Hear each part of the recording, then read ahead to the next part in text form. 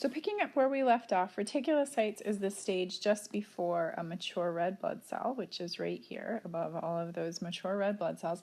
And when these are increased in blood, they indicate regeneration. And so we look at them to tell us what's going on in the bone marrow. And so they're provided on some complete blood counts. You can also look at a blood smear and get a general idea of if the bone marrow is responding by the numbers of these polychromatophilic red cells or reticulocytes. And I'm using the term interchangeably, and they're actually a little bit different, and I'll talk about that in a second. When they're bluish, that's a routine stain that's used.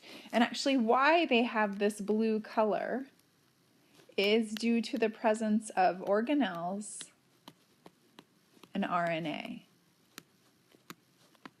So that's one thing, they tend to be a little bit bluish when you look at them. The other thing is they tend to be a little bit larger than regular red blood cells. And so remember that we talked about these various divisions. There's 4 kind of general divisions within erythropoiesis. And when you have accelerated erythropoiesis, you can get a skip division, which results in a larger cell. And it results also potentially in a little bit less hemoglobin compared to the amount of volume of the cell. If I could get this to write. So a little bit less hemoglobin versus the volume. And when we talk about indices, we'll talk about sufficient numbers of larger, paler cells resulting in an increase in MCV and a decrease in MCHC, V being the volume, and that corresponds to this larger cell, and the HC being hemoglobin content, and that's a little bit less hemoglobin again versus the volume. So that's kind of the characteristics of reticulocytes. So unfortunately, these organelles are not always sufficient enough in number to actually make the cell be blue. So we need a better way to recognize reticulocytes, and that's what we're going to go over next. So the top images are from a dog and a cat, and that's with routine stain, so something like a diff quick. And if you can practice identifying the polychromatophilic red blood cells, I will highlight them.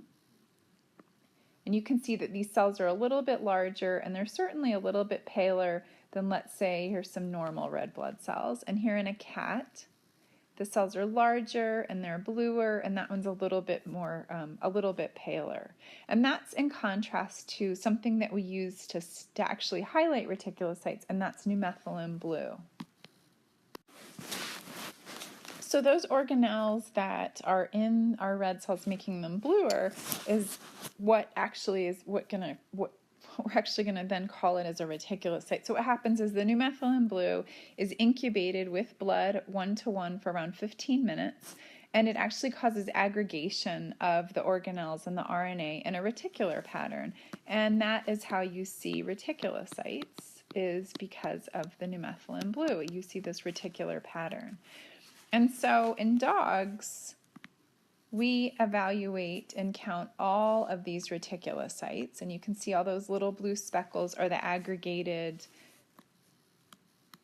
organelles and the aggregated RNA. And cats are a little bit different. They have what are called aggregate reticulocytes, and those indicate active regeneration, and they're similar to the kind of larger ones in dogs. And then they have punctate, they release punctate reticulocytes, which these actually circulate for a few weeks, so they don't indicate active regeneration, so we don't use those. And in a second, I'm going to tell you how we actually then count these and use them to our advantage when we're trying to tell if an animal is responding to an anemia or not. So I would say assessing reticulocytosis in cattle is pretty uncommon, although similar to dogs.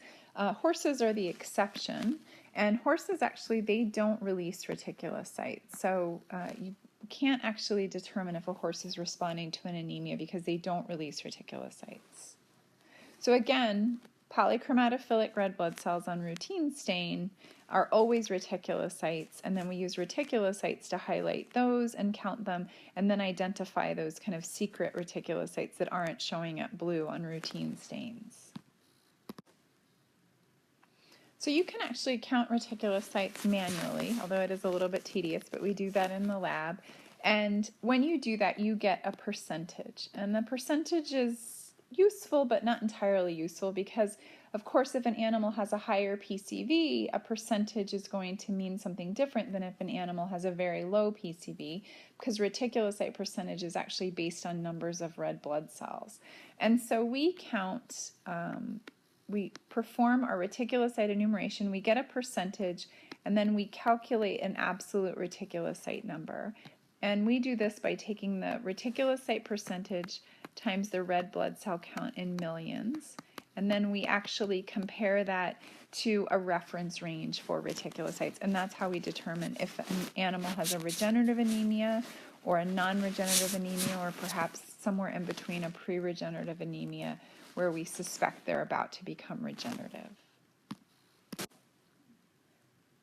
Some hematology instruments also evaluate and enumerate reticulocytes, and these are variable. Some are excellent at it and others are not so excellent at it. So you always want to check a blood smear and see if it's getting a high reticulocyte count or a low one and you expect it to be high, if it correlates with the degree of polychromasia.